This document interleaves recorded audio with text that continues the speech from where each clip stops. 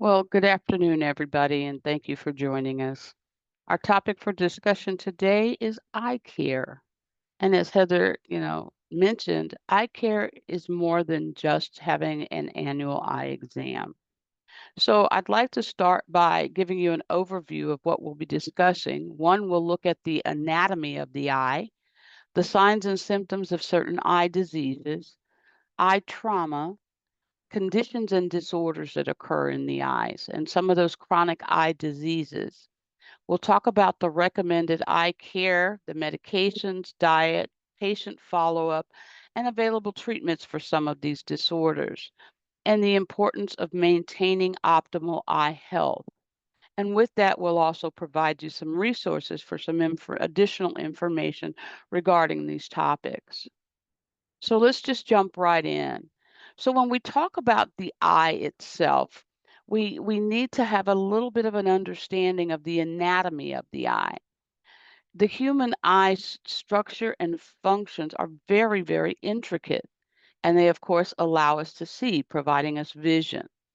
The key components of the eye are the cornea, the lens, and the retina. They work together to focus light, converting it to an electrical signal that is then transmitted to the brain. And it's there that the brain interprets what is being seen as vision. Your brain doesn't have sensory abilities on its own. So it needs vision and our other senses like hearing and touch to gather information about the world that's around us. So the eyes play a major role in our perception of our world, our environment. So when we talk about the structure of the eye, you've got an external structure as well as an internal structure. That internal structure we'll talk about secondly. Let's talk about the external structure of the eye first. When we talk about the eye structure, we're talking about the eyelids. Of course, that protects the eye from debris and excessive light. And it also helps to maintain moisture in the eye. The eyelashes prevent foreign particles from entering into the eye. We have tears that lubricate and cleanse the eye surface, and it helps to provide nutrition to the eye. And of course, we have the eyeball, and that's the main structure that is responsible for vision. Now, the internal structure of the eye, that's going to be the cornea. That's the clear, transparent front layer of the eye that helps us to focus light. We have the aqueous humor. That's the clear fluid that nourishes the cornea and the lens. The lens, of course, is what focuses light on the retina, adjusting its shape for near and far objects. And so the lens serves a very, very important part. It's like a camera. And that's how a camera lens was developed to actually mimic the structure and function of the eye lens. And then we have the vitreous humor. That's the clear jelly-like substance that fills the space between the lens and the retina, which helps to keep the eye's shape and supporting the retina itself. So when we look at the internal structure, we just mentioned the retina. It's that light sensitive area in the back of the eye that converts light into the electrical impulses or signals that we get. The rods are the light sensitive cells for low light vision and peripheral vision. Cones, that's the light sensitive cells for color vision and high resolution. We have the optic nerve. That is what transmits the electrical signal from the retina to the brain. The iris is the colored part of the eye that controls the amount of light entering the eye, and it helps to adjust the pupil. The pupil is the opening in the iris that allows light into the eye itself, into the back of the eye. The choroid, which is a vascular layer that nourishes the retina and absorbs excessive light. And the sclera is that tough white outer layer that protects the eye itself, the white part of the eye that we see when we look in the mirror. So the function of the eye, basically, as I implied earlier, is extremely intricate. Light enters into the eye through the cornea and then passes through the lens, focusing on the retina. The rods and cones in the eye in the area of the retina convert light into electrical signals. These signals are then transmitted through the optic nerve to the brain for interpretation. The brain processes the signals, allows us to see the image and perceive colors. These all work together to give you a field of view of about 20 degrees wide and about 135 degrees tall. When your eyes work together correctly, they give you depth perception and 3D vision. Sounds pretty complicated, doesn't it? So when we look at the symptoms and the signs of eye disease, these are malfunctions of those areas that we just discussed. The signs and symptoms of eye conditions can be greatly varied. They can be very different from one individual to another, one age group, one circumstance. One of the reasons for this is many different parts can be affected and they all contribute to your overall vision. A common example of this is how a metabolic and circulatory system like type 2 diabetes can lead to vision loss over time. Some symptoms affect the surface of your eye only, other affects the inside of the eye. Some key types of eye symptoms include those eye surface issues, eye appearance and alignment, eye function, and overall sight. So when we talk about symptoms of eye conditions, they can affect the surface of the eye or the area immediately surrounding them to include irritation, eye redness, watery eyes, discharge, oozing, or goop coming from the eyes, itching. All of these can be symptoms of an eye condition itself. So when we talk about disorders, the types of conditions that affect the eye vary depending upon the specific parts that are involved. Because your eyes include a variety of different tissue types, it can affect the areas very differently. It has muscle, connective tissue, nerves, blood vessels, and more, just like other parts of the body. Some of the different eye conditions can include, but are not limited to, the following: reactive errors. These are problems that affect how we see because light isn't coming through on focus on the retina correctly. Refractive errors can make many forms occur, such as focusing too soon, which is nearsightedness, or too late, which is farsightedness. They can also involve distortions in your sight, like astigmatisms. Cornea disorders. These conditions affect the cornea itself, and they can happen for a number of reasons, ranging from congenital conditions, meaning something that occurred during your birth, or conditions that don't develop until later on in life. So these retinal disorders, they can happen because of a problem that affects the retina directly. They can also be a secondary effect or another disease like lattice degeneration. This can lead to a retinal detachment. Optic nerve related conditions affect the nerves that link the eyes and the brain. So it may affect that signal from the eye to the brain and the interpretation of what is being seen. Examples could be optic neuritis, optic atrophy. There are also eye disorders that are age-related. These conditions are more likely to happen as we get older, especially somewhere around or after the age of about 65. They range from minor concerns like age-related loss of near vision, which is presbyopia, which can become serious and can lead to things like cataracts. Some age-related diseases like macular degeneration or glaucoma are severe enough to cause permanent vision damage or permanent vision loss.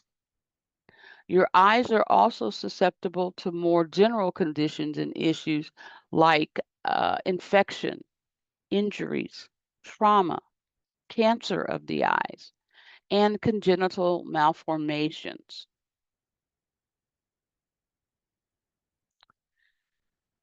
When we look at eye-related conditions, some of the symptoms of eye-related conditions can also affect your sight itself.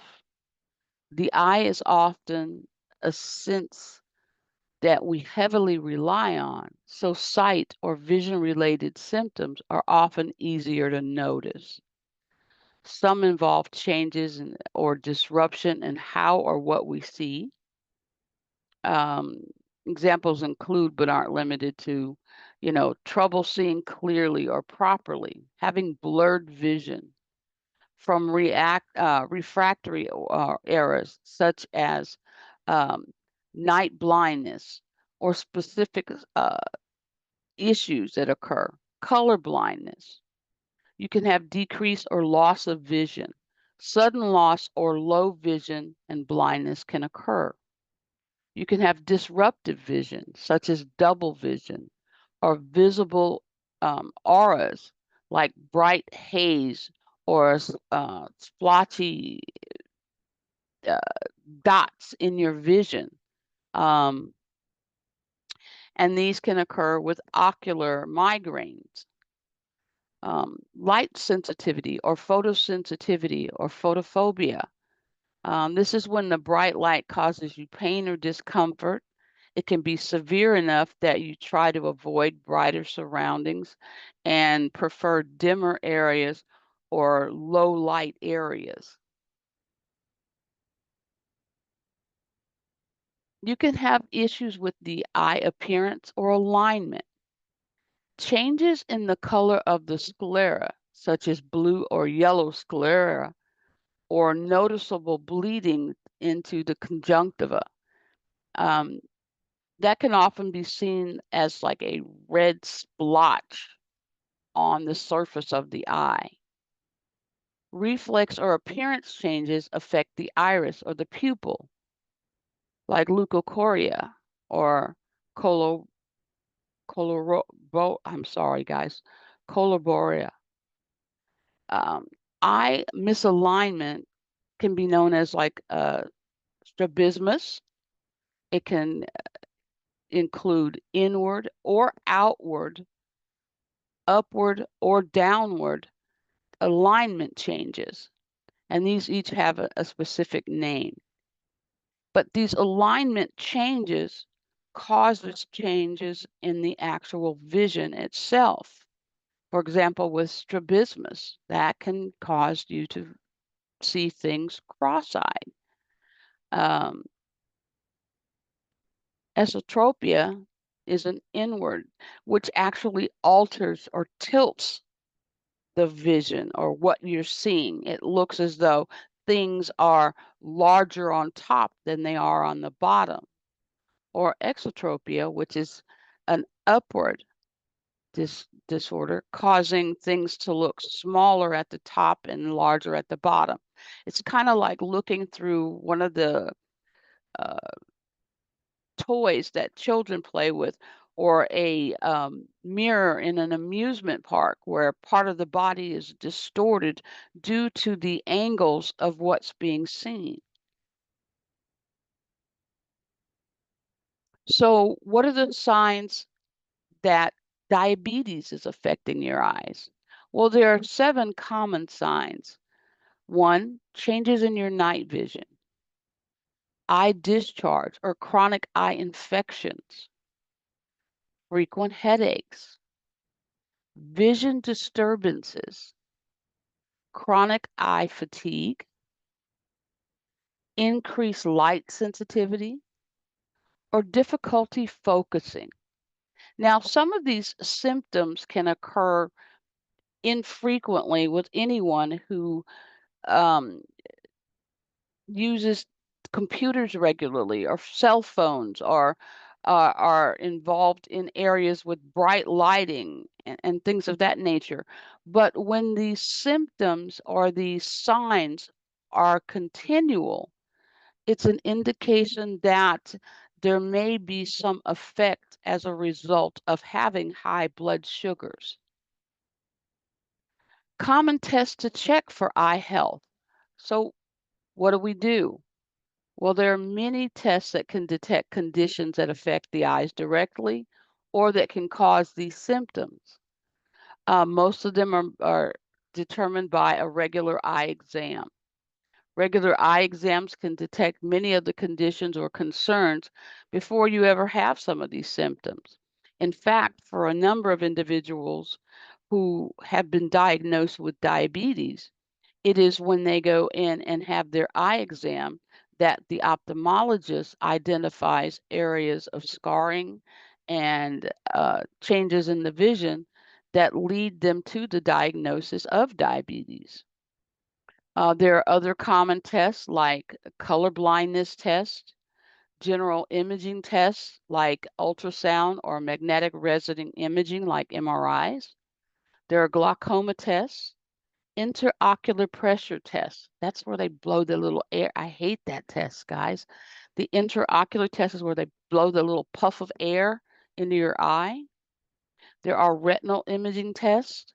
There are slit lamp exams, visual acuity tests, and visual field tests, all of which are common tests that can help to determine how healthy your eyes really are. Now, there are 3 major complications associated with diabetes: diabetic retinopathy, cataracts, and glaucoma. And we'll take a look at each of these individually because the complications of diabetes can lead to diabetic blindness. So, retinal disease. The retina, of course, is a delicate tissue at the back of the eye, and it helps the vision by converting light into what's required as these electrical signals or electrical impulses that are sent to the brain.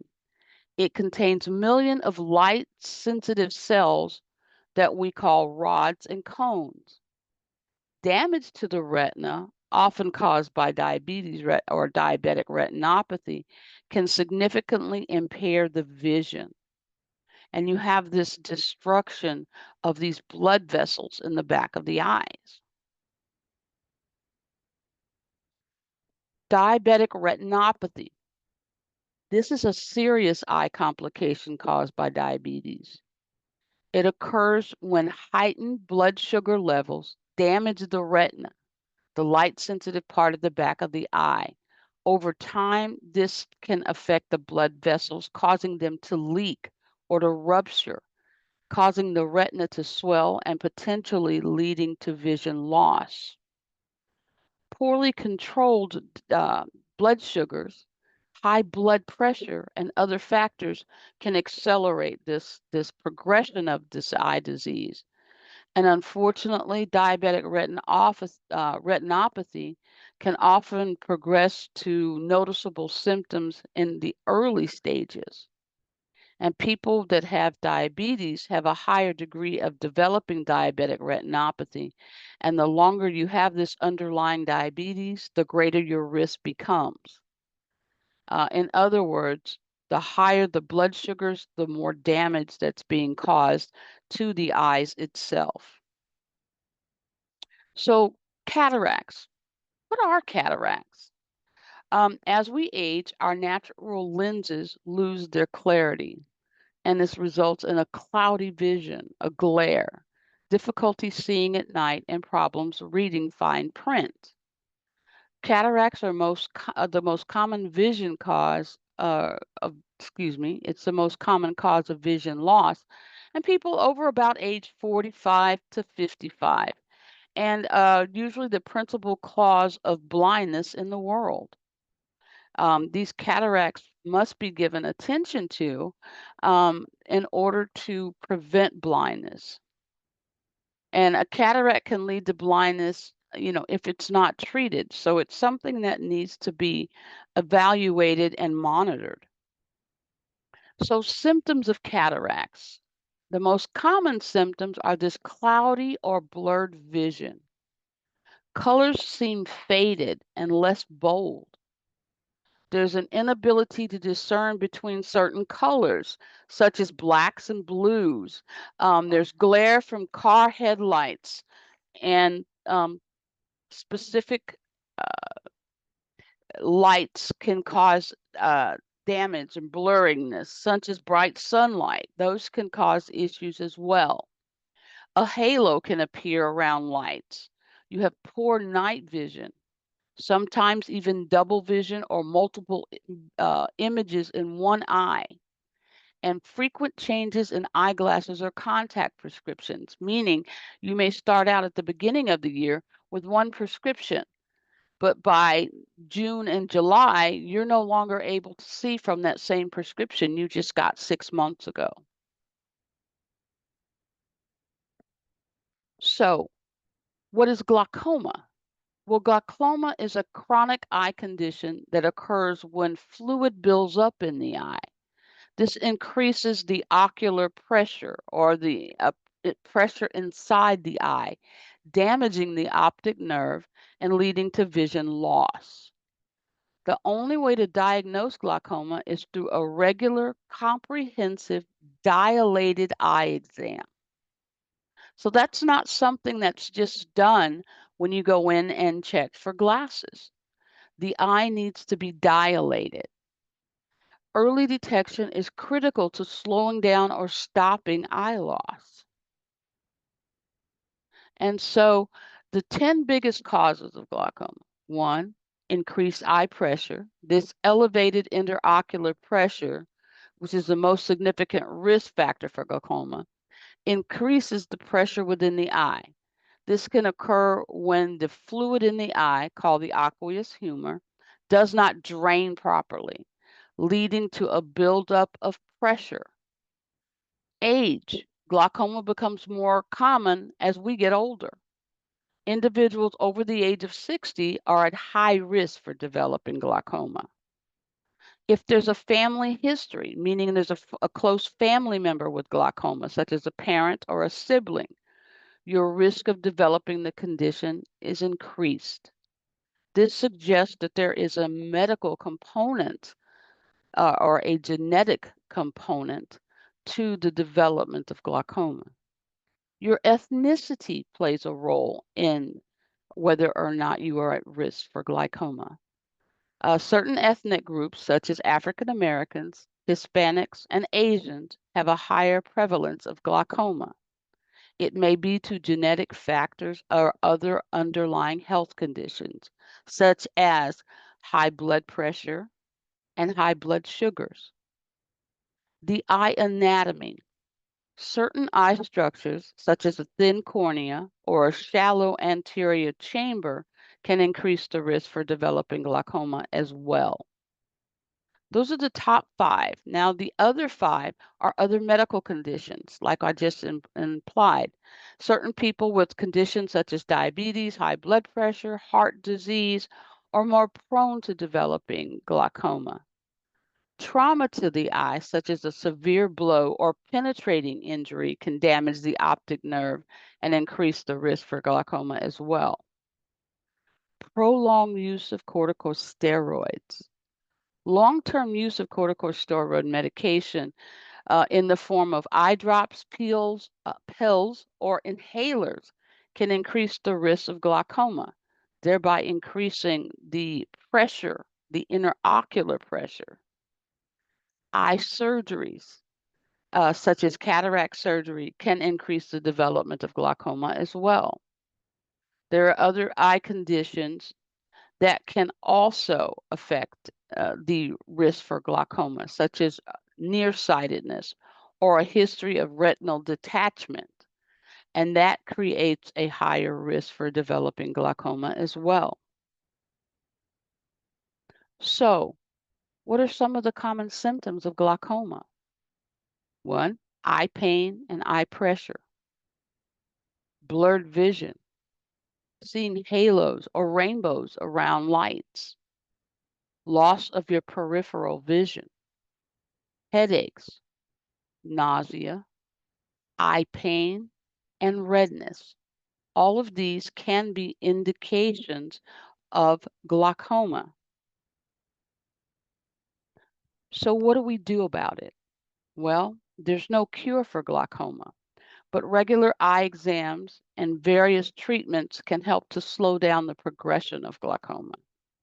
The primary goal of treatment of glaucoma is to relieve or to reduce the interocular pressure and preserve what overall vision you do have. There are eye drops that are prescribed to help to reduce the pressure and to soothe the redness and inflammation. Laser therapy to relieve the octave nerve pressure can help to treat glaucoma. Traditional surgical procedures to reduce the fluid buildup in the eye can help to reduce the glaucoma. And oral medications such as a beta blocker or prostaglandin analogs can help to reduce the eye pressure and open up the blood vessels in the eyes. These are also things that would help to slow the progression of glaucoma. So, how do we prevent diabetic eye diseases? Well, managing your blood sugars is the #1 way. High blood sugars can damage the blood vessels in your eyes and blur your vision. You can monitor your blood sugar levels at home and at work, or even in your doctor's office, and they can help to provide you a target level to help to prevent diabetic eye disease. Managing your blood pressure and your cholesterol is going to be important because high blood pressure and high cholesterol can increase your risk for diabetic retinopathy. Having regular eye exams. People with diabetes should have a dilated eye exam at least once every year. Having regular exercise is important to prevent eye disease. Physical activity can help to protect your eyes and help you to manage your diabetes. You can try moderate intensity activities like walking or cycling, and these can help to reduce your risk. Other things you can do. 1, eat a healthy diet. Try to eat a balanced diet with less fat, salts, and sugars. You can also eat foods high in soluble fiber, like oatmeal, whole grains, beans, lentils, nuts, and fruits with pectin. We want to avoid smoking because smoking increases your risk of cataracts and diabetic retinopathy. And in protecting your eyes from the sun can have harmful rays that can damage the eyes. And so sunglasses are preferred.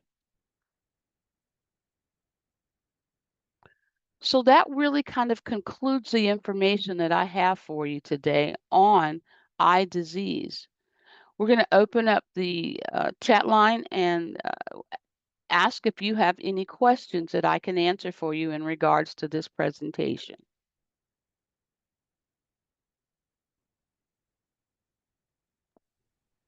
If you have any questions, you can either take yourself off of mute or you can post the questions in the chat.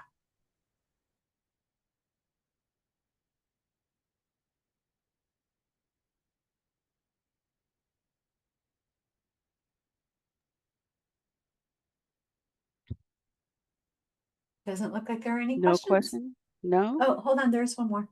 Great. Is there any guidance on what to use for severe dry eyes? There are a number of solutions that are now on the market for dry eyes. Some of them are by prescription and some are over the counter.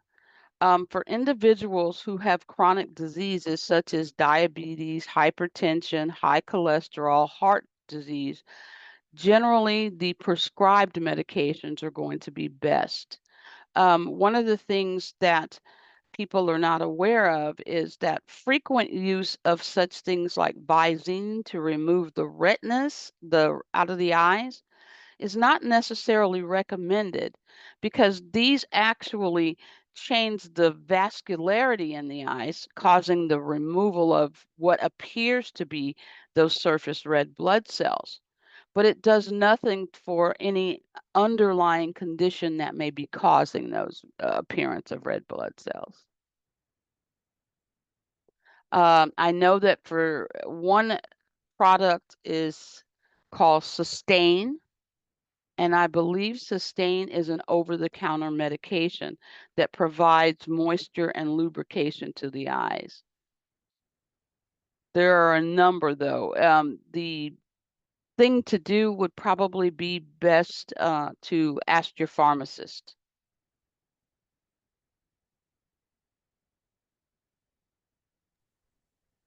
Any other questions?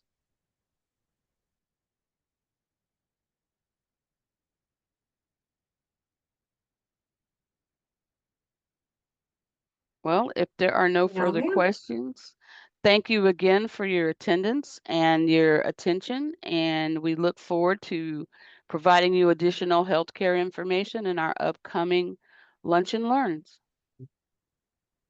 Okay, Thank you, thank you. everyone, for joining us.